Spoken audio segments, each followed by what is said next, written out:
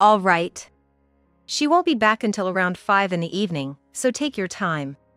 That voice belonged to my husband. He should be at work. Who on earth has he brought home? Today, I suddenly had to work from home, so he probably doesn't realize I'm inside the house. I felt guilty, but curious about my husband's suspicious behavior, I decided to listen in. You're a terrible husband, bringing me here while Susan is away. What are you talking about? You're the one betraying your best friend to have fun with me. I was shocked to hear these voices from the living room and went blank. What does this mean? Why can I hear my husband and best friend's voices? And fun with me, what are they talking about? My mind went blank, but before I could sort things out, they embraced each other. I was too stunned to speak, but I couldn't let this go. I quietly opened my room door and peeked into the living room from the hallway without them noticing. They were so focused on what they were doing that they didn't notice me at all. I stuck my head out of my room and filmed them with my smartphone. This would be incontrovertible evidence for the divorce and for a certain revenge I planned. Maybe 30 minutes passed. Hello? Hello. I just arrived. Upon receiving that call, I quietly left my room and opened the door quietly. Then, the next moment. My name is Susan, a 30-year-old living alone and working in an office. After graduating high school, I couldn't afford college and started working. I've experienced various jobs, but finally settled in my current stress-free company. I don't earn a lot, nor live luxuriously, but being able to live normally was best for me. Besides, I found fulfillment in things other than money. Hey! Sorry to keep you waiting. The meeting with the client took longer than expected. Don't worry, I wasn't waiting that long. Then, shall we go? Today's my favorite place, and we're off tomorrow, so let's drink the night away. I wasn't married, but I had been dating someone for about 6 months, and my personal life was quite fulfilling. He was a regular office worker, so neither of us earned a lot, and our dates weren't extravagant. We'd go to a regular bar, drink, or relax at each other's places on days off, just like any normal couple, but that's why we could live happily. You know, you should think about getting married soon. You're past 30, it's gonna get tougher. Yeah, I know. But if I bring it up, it might seem like I'm rushing him, and he doesn't seem opposed to marrying. That's good then, but women have a harder time finding someone as they get older, that's why I'm worried.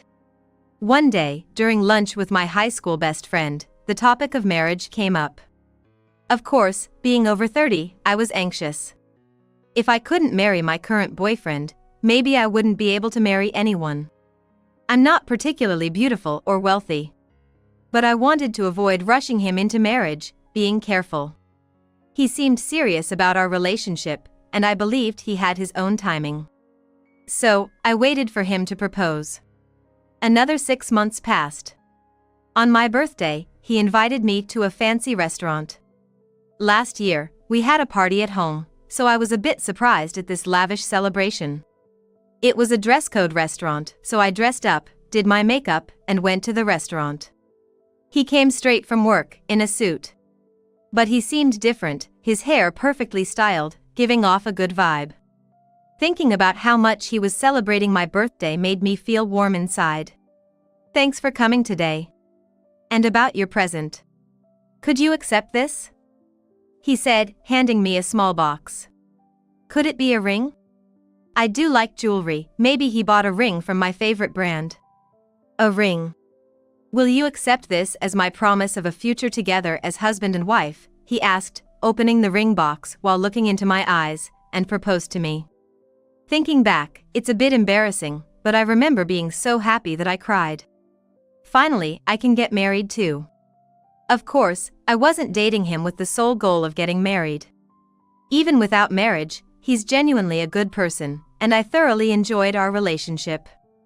However, given my age and practical reasons, I did want to get married sooner rather than later. That's why I was overwhelmed with emotion when I could finally tie the knot with my beloved. Yes! That night, I immediately called my best friend Kelly to share the news of my engagement. Kelly was as happy for me as if it were her own joy. Soon after, we set a wedding date. Though it was a small ceremony, every friend who attended was smiling and congratulating us. Since his apartment was a bit larger in terms of layout, we decided to start our life together in his place. We agreed to split living expenses and to save for the future in my husband's account. Neither of us were extravagant spenders, and we aimed to maintain our previous standard of living, so money was never an issue. We lived a modest life, ensuring to have a special dinner out once a month to maintain our bond as a couple. As we continued this lifestyle for 1, 2, then 3 years, our marriage seemed stable. However, gradually we began to respect each other less. Well, to be honest, it wasn't mutual disrespect, but rather he stopped respecting me. "Hey, I'm not asking you to do the dishes, but could you at least soak them in water after eating? Otherwise, they dry up and become hard to clean. I'm off on weekends and get home at a regular time, so you should be able to handle the housework. I'm tired from work." I get that you're tired from work, but a little cooperation would help. That's not the point. It's natural for you to do the housework. Don't you know that, even after being married? What era is he living in? Back in the day, men worked and women were housewives. If he's talking about those times, I may understand his point. Or if I were a full-time housewife not working at all, catering to some of his whims would be part of my job. But first of all, we're both working. Sure, I earn less in my admin job. But we split all living expenses, and we spend the same amount. The extra money becomes our personal allowance. Shouldn't we split the housework then? I've been handling more chores when he works on Saturdays or stays late, but there's no appreciation for that. Because I'm a woman isn't a reason to do all the housework. Lately, he's not even doing the bare minimum. Laundry left where it's taken off, dirty dishes left on the table. All he needs to do is soak the dishes. I'm not asking him to wash them. For laundry, just putting it in the basket is enough. But he's too lazy to do even these simple tasks. Think about me too. Just soaking the dishes or putting laundry in the basket doesn't take much effort. Doing just that would cut my workload by more than half. I'm not asking you to do the chores, just the basics. If you're bothered by dishes after I eat, just clean them up yourself. Seriously. You lack the care a wife should have for her husband. I shouldn't have married you. I shouldn't have married you. Those words from my husband left me speechless. There are things you can and can't say, right? In these 3 years, I've been frustrated with my husband countless times. But I never said I regretted marrying him. Isn't there a saying, familiarity breeds contempt? Doesn't he know that? From that day on, our relationship worsened, and I lived with increasing stress. Can you listen? Lately, everything's just been so irritating. I know it's not easy, but maybe divorce is the answer? Well, we don't have kids, so maybe. But I'm scared I won't be able to remarry if we do divorce. I understand what you're saying, but continuing this marriage doesn't seem right either. Maybe it's time to draw the line. Lately, I've found myself venting to my best friend Kelly more and more, and even though I knew it was unrealistic, the thought of divorce began creeping into my mind. Of course, being in my late 30s, I think the chances of remarrying if I divorce now are slim to none. I don't have much money, and I'm just an ordinary woman in her late 30s with a divorce under her belt. There's this fear that no one would want someone like me, that uncertainty was there. But even if I tried to improve our marriage, it would be futile if my husband wasn't interested. I feared I would just keep getting more stressed and eventually lose it, but thankfully, venting to Kelly kept me from bottling up too much stress. The turning point came about a month later. As usual, I was preparing to go to work when I got a call from my boss. There was an outbreak of an infectious disease in the office, and those who could work from home were instructed to do so. Since I had a computer at home and could log into my company account, my work would be the same whether at home or the office, so I decided to work from there. Around noon that day, I heard the front door open. All right. She won't be back until around 5 p.m., so take your time. That voice was my husband's. He was supposed to be at work. Who on earth had he brought home? I usually left for work later than my husband and used the train, so it wouldn't be strange for my bike to be at home. I always kept my shoes in the shoe cabinet, so he probably didn't realize I was in the house. Though I felt guilty, I couldn't help but be curious about my husband's actions. Who had he brought home, and what did he mean by take your time until I returned? I decided to eavesdrop on my husband's suspicious behavior. You're a terrible husband, bringing me here while Susan is away. What are you talking about?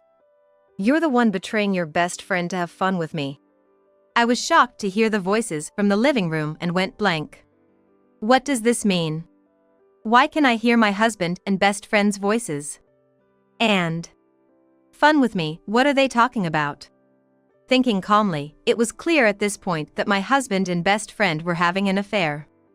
But I believed my husband wouldn't cross such a line, and more than anything, I thought my best friend wouldn't betray me. No, I wanted to believe that. However, reality is cruel. Before I could sort out my thoughts, they embraced each other. I suppressed my breath and listened to their voices, and after some time, I accepted the reality. These people, they're not human. Consumed by desire, beasts. Thinking this way made me feel a bit relieved and allowed me to regain my composure. But I couldn't let this slide. I quietly opened my room door and peeked into the living room from the hallway without them noticing. They were so engrossed in what they were doing that they didn't notice me at all. I stuck my head out of my room and filmed them with my smartphone. This would be solid evidence for the divorce and also necessary for a certain revenge I planned. Maybe 30 minutes had passed. Hello? Hello. I just arrived. Upon receiving that call, I quietly left my room and opened the door quietly. Then, the next moment. Hey! What the hell are you doing here? Huh? Why are you here? That doesn't matter right now. Answer me. Why are you cheating here? Explain. I think she was really surprised, but in the midst of her affair with my husband, her own husband burst into yelling. Yes, I had filmed my husband and my best friend's girlfriend cheating and sent it to her husband. We weren't close, but we had a connection as the spouses of best friends. He replied immediately when I contacted him, and since they were still in the act, I had him come to the scene. I was the one who contacted him. It's a bit weird to be committing such betrayal at home, don't you think? Or maybe you have a habit of doing this. When I appeared from behind, both of them were shocked. They must not have expected me to be there. With their spouses appearing before them, I think they were in a state of panic. They were speechless, looking at each other, trying to make sense of the situation, but I wasn't going to give them that time. I decided to let out everything I was thinking. Don't think you can do something like this and get away with it. Betraying someone and acting like nothing happened. I won't let you get off that easily. Why are you even here? Weren't you supposed to be at work? What does that matter right now? Don't change the subject. Before asking about me, why don't you explain why you're cheating with my best friend? As I cornered them with these questions, both my best friend and husband fell silent. They must be aware that what they're doing is wrong. Whether they're unable to grasp the situation or their minds aren't working, thinking that staying silent will solve everything is a huge mistake. As adults, they need to take responsibility for their actions, and I won't let them escape. So, you're not even going to apologize for what you've done? Do you understand the position you've put yourself in? Wait a minute, it's not what you think. Let me explain. There's a good reason for this. A good reason? I wish they'd stop taking me for a fool. There's no justifiable reason for cheating. They just couldn't control their desires. I baited them to make excuses, but I never expected them to start with denial instead of apologizing. Maybe I was foolish to have even a bit of hope.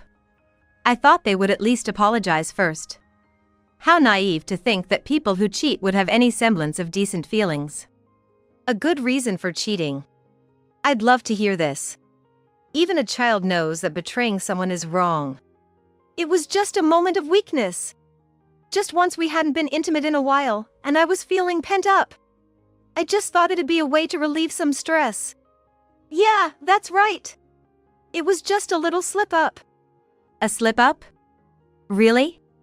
Thinking about it now, maybe my best friend was encouraging me to divorce so she could be with my husband. It's not like my husband is rich, and my friend's husband is quite wealthy. So, it couldn't have been for money. More likely, they developed feelings they shouldn't have. Well, as adults and married people, acting without thinking about the consequences is unimaginable. Can you swear it was only once? Of course. It was just a bit of fun. Nothing more. Can you forgive us, just this once? So they think by saying all this, I'm going to forgive and trust them? And I can tell that my best friend's husband, silently listening to our conversation, is also furious. Do they really think we'll forgive them if they just make excuses? And if they want forgiveness, shouldn't an apology be the first step?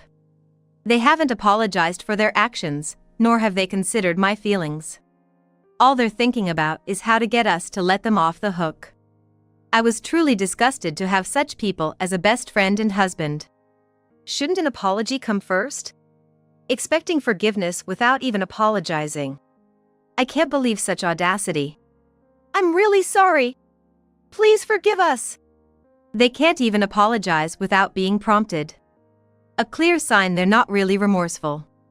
Even now, with things having come to this point, they can't apologize unless told to. I had no intention of forgiving them, but something they said earlier caught my attention. Was this really the first time? It's hard to believe I just happened to catch them cheating like this. It's more natural to think they've been doing this for a while. And the way my husband escorted her, it didn't seem like their first time. They entered the house and started right away without any hesitation. Evidence of their familiarity. They think if they insist it's the first time, I'll believe them, but I'm not fooled anymore. Everything they say is a lie. Really, the first time? I watched the whole thing, and it didn't look like a first-time encounter.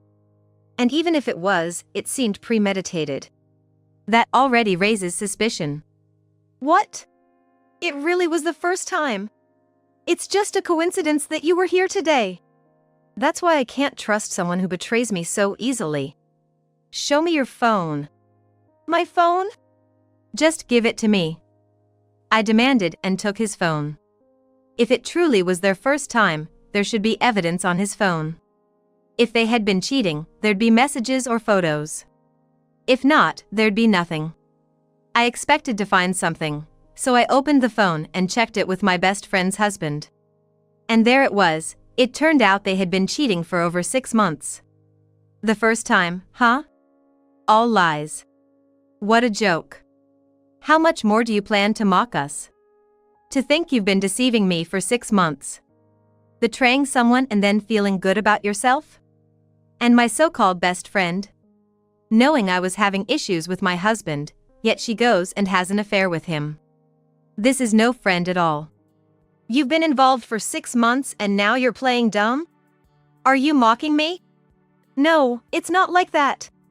I didn't want to hurt you. I know what I've done is wrong. I've been thinking about improving our relationship too. Stop it already. Betraying me, lying to me. You can't even apologize sincerely. I'm so disappointed in you.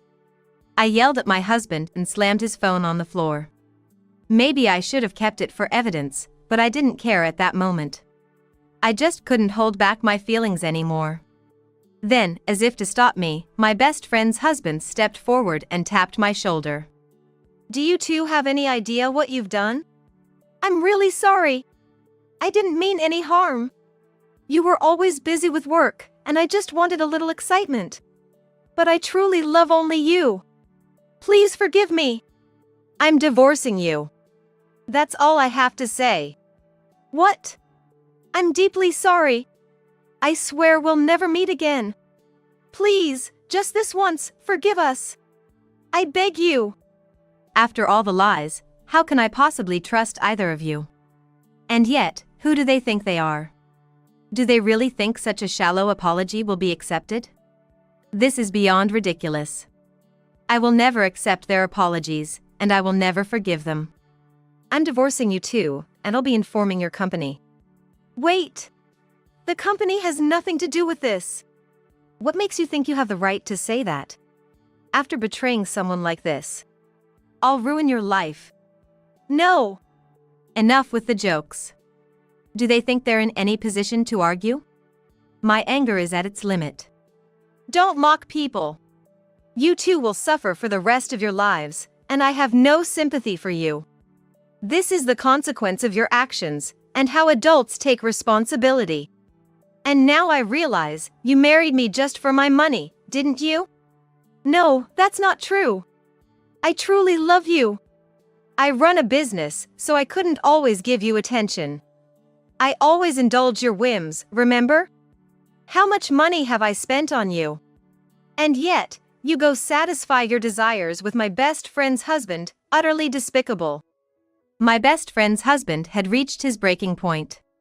I learned at their wedding that he ran a business. Though not a huge company, it was quite profitable, and my best friend enjoyed a good life thanks to that. But she only saw her husband as an ATM and chose my husband to satisfy her lust, truly rotten to the core. And my husband, knowing all this, was no better. Our firm has a contract with a prominent law firm, so we'll be getting a lawyer who's strong in divorce cases. Don't think you can escape.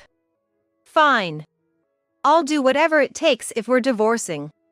Angry now, are you? Don't make him angrier. It'll only make things worse. Just hold back. It doesn't matter how angry you make me, the amount you'll owe for the division of assets won't change. I might as well take everything and divorce you. You're getting a divorce too, so let's just remarry each other. That'll work out best for everyone, right? What? I was dumbfounded, but she finally showed her true colors. This was the real face of my best friend. Thinking only of herself, consumed by greed, a perfect match for such words. You're mistaken if you think there's much money for you. Don't mock me. The assets built after marriage are to be split equally between us. Yeah. I hardly take any salary from the company. Most of it goes to monthly card payments, living expenses, and the mortgage. We can sell the house, but given its location, I doubt it'll even cover the mortgage. Ready to share the debt? Hearing this, my friend's husband, who was furious moments ago, collapsed to his knees. Cheaters never prosper in the end. I don't think my best friend, who's been jobless, can afford to survive, so she'll probably end up in debt. Her parents are quite strict, so I doubt they'll offer her any help. As for my husband, I'm going to report him to his company, and he'll probably lose his job. A decent life seems unlikely for him now. This whole mess will probably end our relationship with my best friend, and I can't imagine anyone helping out someone who cheated. We had many mutual acquaintances with my husband, but none of them are so morally corrupt. This place is in your name, so I'll pack my things and leave today. Just sign the divorce papers in the meantime. I'll get my lawyer to contact you further. Don't rush into things like this. I have my side of the story. Your side of the story? Why would I listen to such nonsense?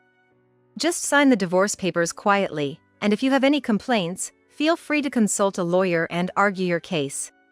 With that said, I went back to my room and immediately started packing. I explained everything to my parents when I went back home. It was tough keeping it together in front of my husband and best friend, but the shock of being betrayed by the two people I trusted most was overwhelming, and I broke down crying in front of my parents. They kindly took me in, and I managed to get a week off from work. I used that time for mental rest and consulting with a lawyer about the divorce. It took some time to negotiate, but eventually, I was able to cut ties with my ex-husband. Hello. Thank you for covering the lawyer's fees. And I'm sorry for all the trouble my ex-husband caused. Don't apologize. My ex-wife was part of the problem too. Fortunately, the lawyer our company works with took the case at a reduced rate. Thank you. Later, I heard from my best friend's ex-husband that she had incurred a significant amount of debt. As expected, she's now struggling to pay it off. Since she hadn't worked since marrying him, she's now working part-time at a supermarket. Living in an old apartment, the amount she can spare for debt repayment after covering living expenses is meager. It'll take her years to pay it off, but it's a fitting end for her. Betrayal carries a heavy price. After that, I contacted my ex-husband's company, and he was cornered into becoming a marginal employee. He wasn't competent at work to begin with, and his departure didn't really harm the company. Unable to endure the work environment, he soon quit. But now, I wonder how he'll manage his life from here on out. As for those who betray others, they deserve to suffer. Meanwhile, I used the damages I received to find a new place to live and have managed to return to my regular life. My work environment hasn't changed. I'm still an office worker with a modest salary, but I've come to appreciate the kindness of those around me anew. Sure, getting married again might be difficult, and I might remain single for life. But what's important isn't marriage. It's about having people who genuinely care and are willing to help when needed. Just having such people around makes me feel fortunate. I plan to keep cherishing these invaluable everyday moments and live life facing forward.